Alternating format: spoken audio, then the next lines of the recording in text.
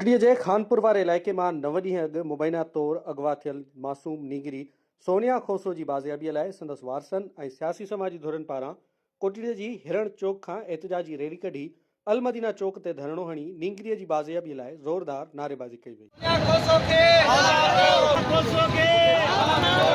उन मौक़े ते एहतजाज कंदड़नि मेहराब खोसो, ख़ालिद लाशारी, कासिम खोसो, ज़हूर मलाह ऐं ॿियनि चयो त 9 ॾींहं गुज़रण जे बावजूदि कोटड़ी पुलिस मासूम सोनिया खोसो खे बाज़ियाब न कराए सघी आहे। हिननि चयो त केस दाख़िल हुअण बावजूदि पुलिस का बि अॻभराई न करे सघी आहे।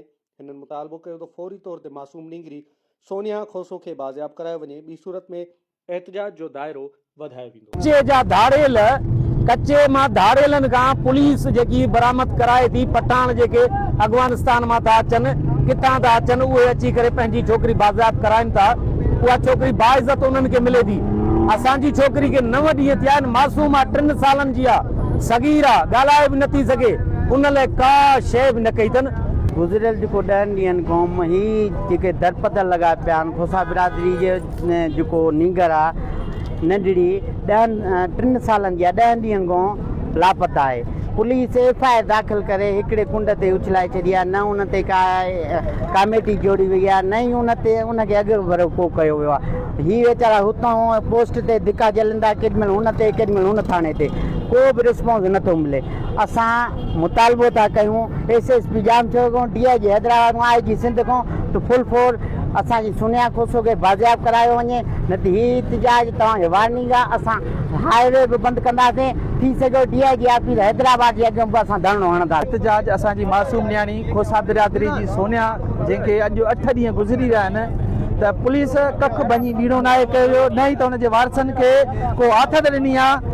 DSP कोटड़ी चवां या SSP जामशोर चवां, SHO कोटड़ी त अॻूं निंड सुतल आहे, हिन महिल ताईं वारसनि सां अञा ताईं ॻाल्हियूं न करे सघियो आहे। हाणे असां चऊं था त बाबा ही अगवा कारियूं, ही मनशात फरोशी बंदि कयो, ही असांजा मासूम घिटनि मां अगवा थियो पिया वञनि। अगरि ही पुलिस जी रियासत जी ज़िम्मेवारी आहे त असांजी पंहिंजो प्रोटेक्शन कर।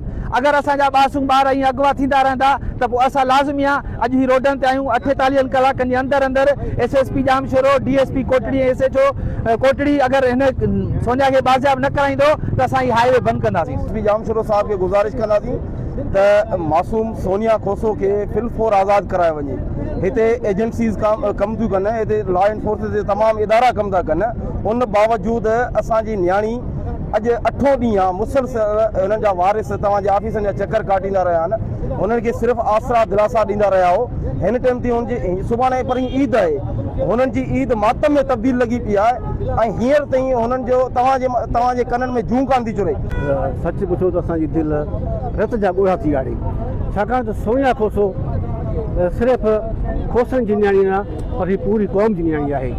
हिकु मासूम न्याणी जेका 9 ॾहनि ॾींहंनि ताईं गुम हुजे, हाणे तव्हां मूंखे ॿुधायो तुंहिंजे घर में छा असरु हूंदो, कहिड़ी हुनजे घर में ईद थींदी। तंहिंजे करे असांजो मुतालबो आहे त ख़ुदा रा ईद ताईं न्याणी खे बाज़ियाब कयो।